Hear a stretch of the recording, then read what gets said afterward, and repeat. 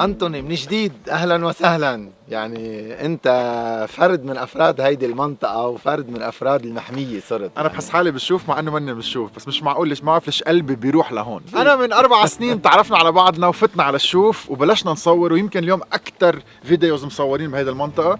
انا هالمنطقه انا بعتبرها مثاليه، يلي بتشتغل مزبوط، يلي بتجمع الاشياء مع بعضها، يلي ما بتركز على منطقه على شغله ضد شغله، يلي بتجمع كل الناس، واهم شيء تفكير الناس يلي عايشه هون كله رايح بغزاتة الاتجاه تبع اللي بدنا نعيش مزبوط، بدنا نحافظ على ارضنا وبدنا نعمل شغل مزبوط. يعني بنرجع أنتوني بنحكي بمبدأ المحميات ومحميات المحيط الحيوي. يعني نحن اليوم بتتذكر من 4 سنين كنا نقول حماية البيئة هي استثمار، بلش يبين هي الاستثمار. اليوم إذا بتشوف حول المحمية كيف الحياة رجعت، اللي نحن بنحطها بإطار إعادة تأهيل العادات الزراعية، إعادة تأهيل التراث المحلي اللي كانوا جدودنا عايشين عليه. يعني كل الناس مثل ما ذكرت كنا نقول مين اللي بده يعمل هذا الشغل؟ يمكن البلدية، يمكن المحمية، يمكن الNGO، يمكن التعاونية الزراعية. مع الوقت اكتشفنا كل الناس بدهم يكونوا مشاركين لنقدر نعمل هذا من الشيء. 4 سنين يمكن قبل كنا نقول رجعوا على الارض والناس ما تفهم، رجعوا على البيئة والناس ما تفهم، اهتموا بالارض وبالشجر والناس ما تفهم، جللوا الاراضي او زرعوها والناس ما كتير تستوعب. للاسف ما اجى الا مع كفي اللي هو هيدي السنة. بس اليوم شيء كتير حلو عم بيصير، انه الناس رجعت تلقط هالترابات وتقول بدي اعيش منه 100%. والحاجة مثل ما انت عم بتقول. من هون بنشوف شوي طبيعة، الطقس الحلو، بنبرم بين الشجر ونسمع صوت الورق، وبننتقل على أول مشروع تنشوف الشوف شو عم بيعمل بهالأيام الصعبة بس الحلوة، لأنه عم تحضر لمستقبل أفضل. ومن هون بنقلع.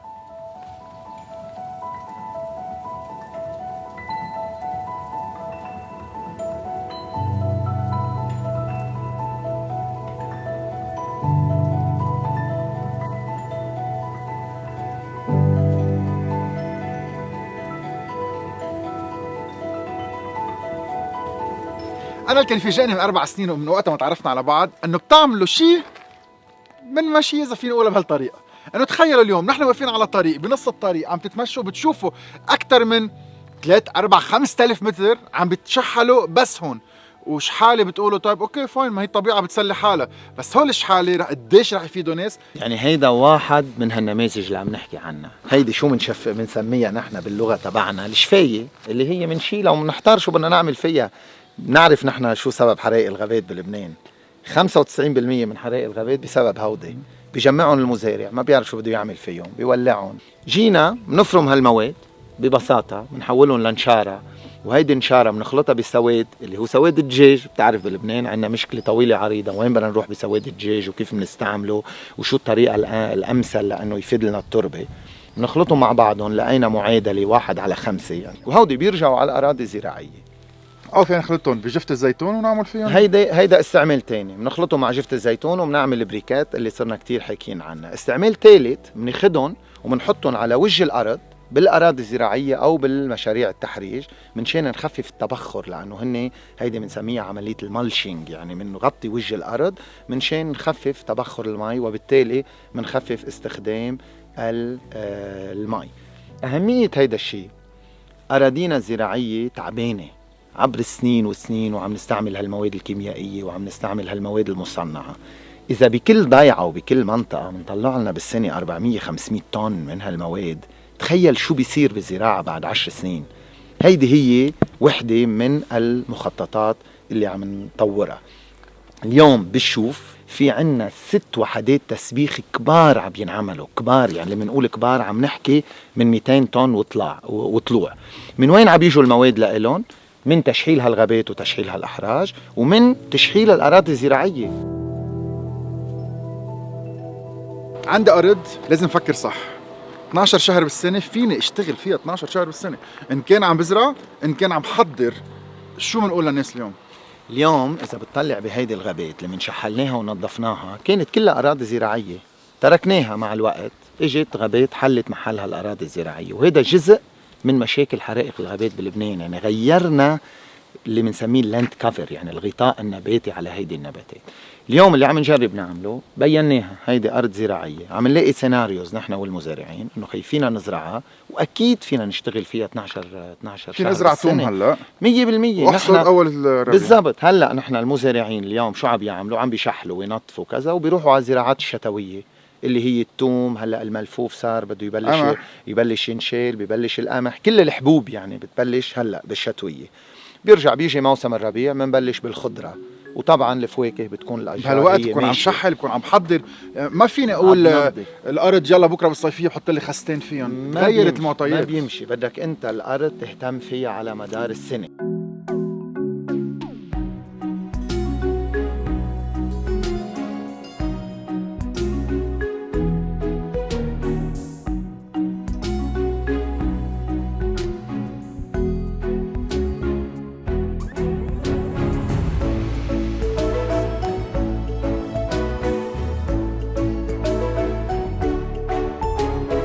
صار من على بكره عم نبرم، صار لي من زمان بعرفكم، وفي كتير شغل عم ينعمل. تنعطي امل للبنانيه ونقول لهم انه في ناس كتير واقفه معنا، في كتير ناس مآمنه فينا، بس على القليله بدهم يشوفوا انه في شغل على الارض وفي جديه.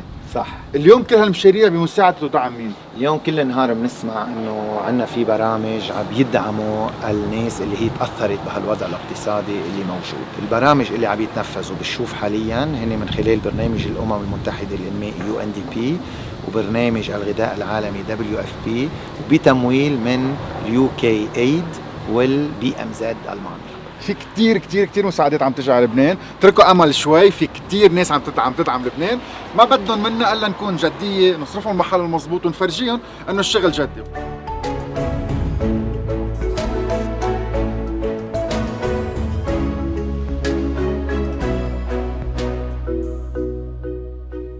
أول شيء نحن اشتقنا لك كتير.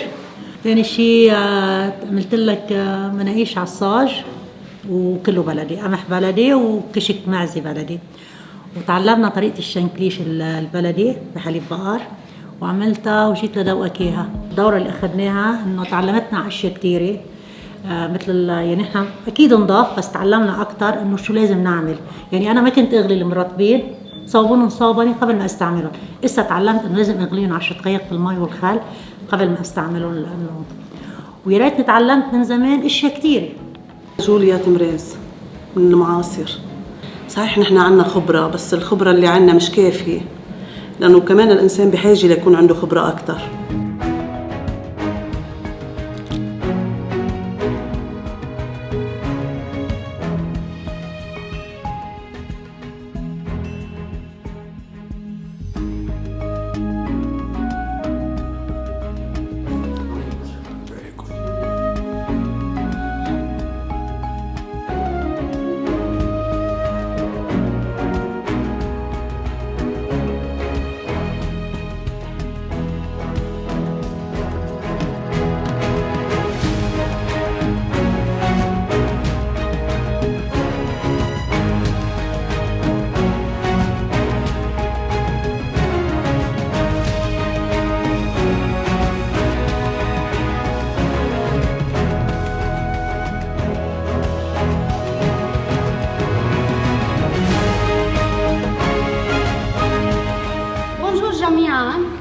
أنا ريما بوكروم، مهندسة زراعية.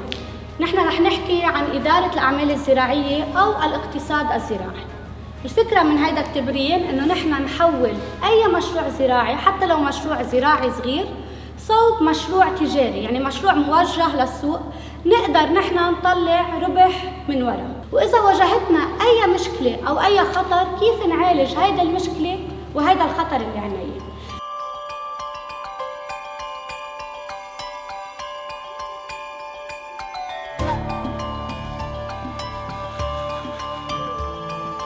المحمية عنا بالشوف قدمتنا هالمشروع هذا، عم نستفيد منه بالعلم، في نتيجة، في تطورات. هالناس عندها نظرية بس بدها زيادة خبرة بهالإدارة، بالمهندسين اللي عم بيجوا بالعلم، في تطورات عم نستفيد كزراعة على الأرض، كاقتصاد لنعمل دراسة للزراعة، يعني في نتيجة، في عم نستفيد فيها علميا، شغل على الأرض، عملية للتسويق.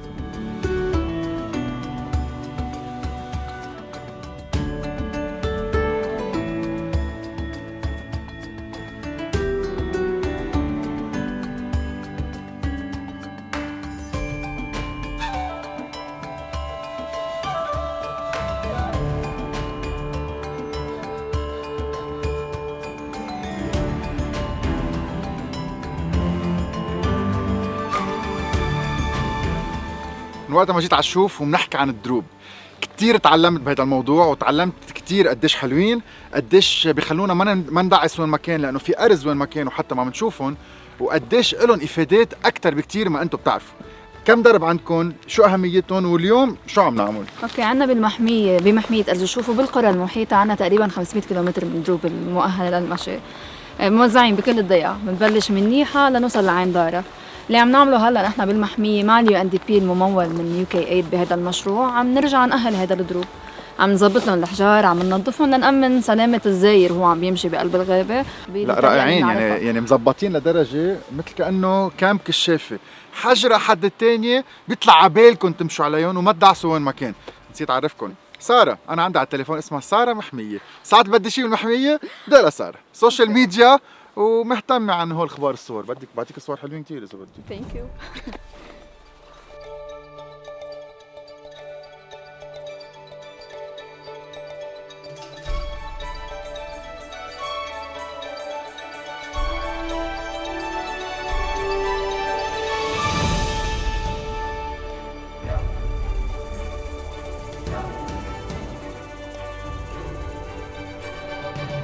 مش مسموح، شو حلو، مش مسموح، مش معقول قديش حلو. كل زاوية، كل نقطة، كل لون، كل نقطة ماي، كل هوا، مش معقول. شو أحلى بلد بالعالم، جنة على الأرض.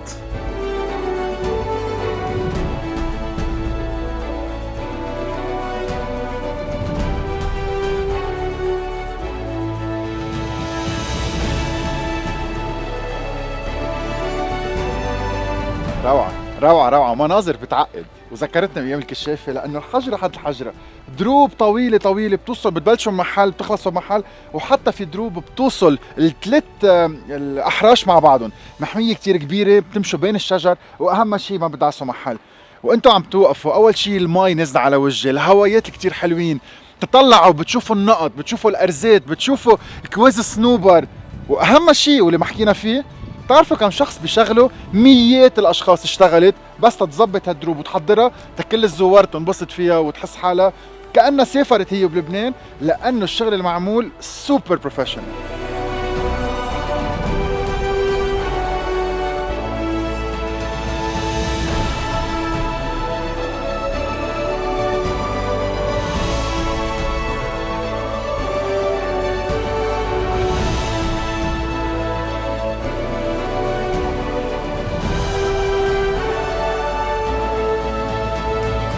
صباح الخير واهلا وسهلا فيكم. بنبلش اليوم عن جديد النظرات. بدنا نحكي بالنسبه لتصنيع الالبان والاجبان، بدنا نبلش نحكي عن الحليب، كيف نحن فينا نستلم حليب نظيف، كيف فينا نعرف الحليب بالشكل بالحس، كيف فينا نعرفه اذا نظيف من الريحه، من اللون، يعني بالنظر، او اذا بنشم ريحه الحليب كيف فينا نستلمه ببيتنا نظيف، وكيف فينا اللي بده ينتج حليب من المزرعه كيف في ينتج حليب نظيف بطريقه التعامل بالمزرعه والشغل مع الحيوانات اللي بتنتج حليب.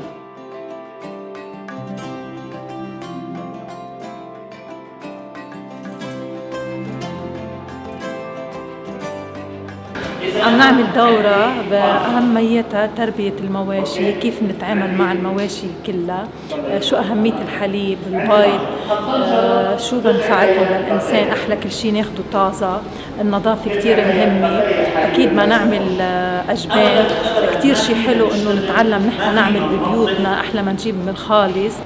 بمحلات بنفكر انه اغلبيه العالم كانت تعمل هذا الشيء بالبيت، كل الستات كانت تعمل مونه، كل الستات كانت تعمل حليب وجبنه، وكل الستات يمكن كانت تعمل مربيات وتعمل تحضر مونه الشتويه.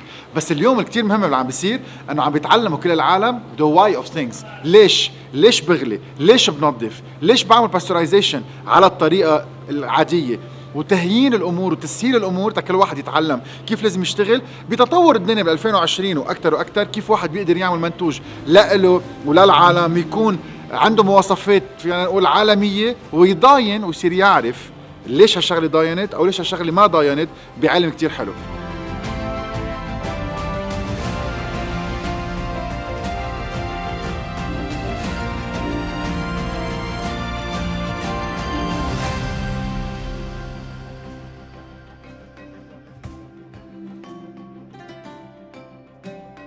رائد زيدان عندنا دورة نحن للتراث الزراعي والموني اللي من ضمن الصناعات الزراعية. 28 يوم يعني ما حدا يستهونون، يمكن من أكبر الدورات اللي بتصير عنا، وخاصة إنه نحن حاولنا بهالأزمة اللي صارت بلبنان إنه حاولنا نرجع للتراث والتقاليد. اللي حبينا أكتر شيء نحن نخبرهم إياه ونعلمهم إياه للستات اللي هن فعلا بحاجة يعملوها ببيوتهم بأقل كلفة ممكنة، وإذا بدهم يعملوا بعدين مطابخ أو طاولات للضيافة أو غيره يكون في عندهم بعض المعلومات اللي لازم هن ينطلقوا منها.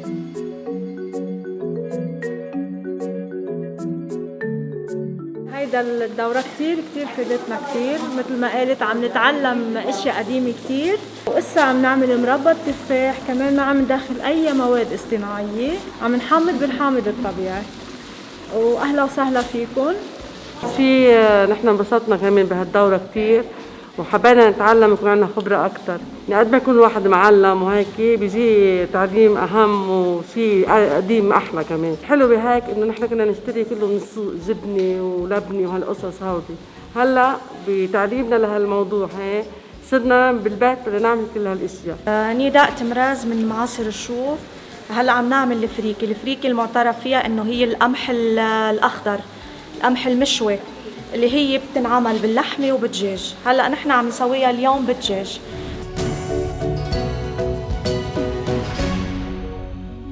مع زيتونة من هون من بترون. انكليش هو أكل كتير طيبة، وجدودنا كانوا يعملوها ويهتموا فيها كتير ويخبوها بخوابي لحتى تهدي عندهم من فترة لفترة.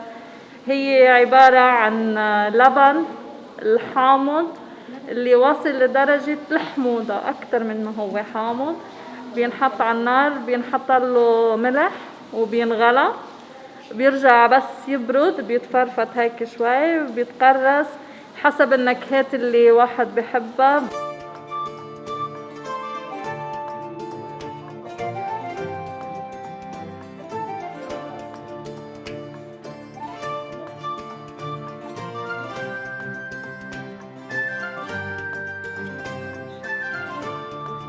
كل مجموعة من هيدي الستات بقرية وحدة أو بقرى مجاورة دغري فكروا إن هن كيف بدهم ينشئوا طاعونية، كيف بدهم يأمنوا مدخول إضافي لإلهم، وإذا بدنا زيارة يجذبوا الناس السواح أو الزوار لعندهم على الضيعة لا يذوقوا هيدي الأكلة أو هذا المنتج اللي هن عملوه.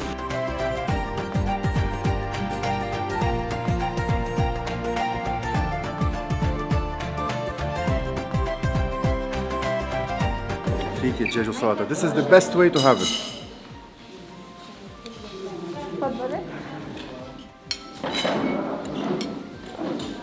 بتعرفوا إنه الفريكة فيها 7 مرات أكثر غذاء من الكينوا، ومعمولة بلبنان.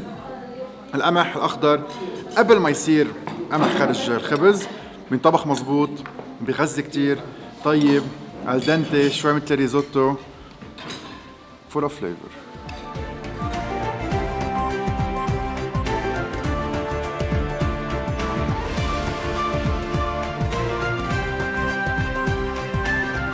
أنا بعتقد اليوم بالتعليم 2.0 إذا فينا نسميه، تاريخ وجغرافيا كتير مهمين وكتير مواد، بس إذا المدرسة اليوم ما عندها ماركتينج كورسز، سوشيال ميديا كورسز، كيف واحد يتصرف على الإنترنت بيكون ما عم بيعمل شيء.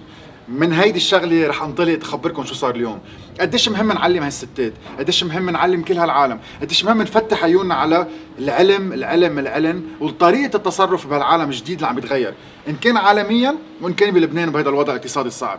نرجع على التراث، نرجع على الأساس، نرجع على الضيعة، نرجع على طبخ البيت، نرجع على الجبنة بالبيت، على الزبدة، على نخفف روحاتنا على السوبر ماركت، نستعمل اشياء من أرضنا، نهتم بأرضنا، نشتغل بكل شيء ربنا عطينا إياه وما نتكل على غيرنا. هيدي الشغله كتير حلوه بس كتير مهمه، نقدر نكفي، نقدر نتعلم. واللي عم نشوفه هالستات ميات الاشخاص اشتغلت، ميات العالم استفادت بدعم عالمي تيقدروا يفكروا بطريقه غير ويبلشوا يقولوا انا بقدر اعمل، ماني عايز اتكل على حدا. نهار كتير حلو كتير لذيذ، ان شاء الله تكونوا تعلمتوا منه. بس الفكره تبع اللي كل واحد منا يرجع على الكتاب على جوجل او يسال حواليه ويقول انا بدي بلش. وبعدين في كثير ناس بتقول طب ما اشتغلت شو بعمل فيهم؟ لازم نتعلم التسويق وشغله منا صعبه. بنفتح اكونت على انستغرام بنحط المونه وبنقول للعالم انا اشتغلت ببيتي عملت لإلي وعبالي بيع، تعالوا وقفوا حدي تنتساعد. وهيك فينا نرجع نبني شقفه من الاقتصاد اذا كل واحد منا قرر انه عباله يعمل فرق. نهار كثير حلو بتشوف منطقة بتعقد، ما انا عايز اعملها بقى دعاية يعني بقلد الطقس، البرودات، العالم، الضحكة، الاشياء اللي بتعلمها كل ما اكون هون. واكيد راجع كثير قريبا لاكتشافات ثانية.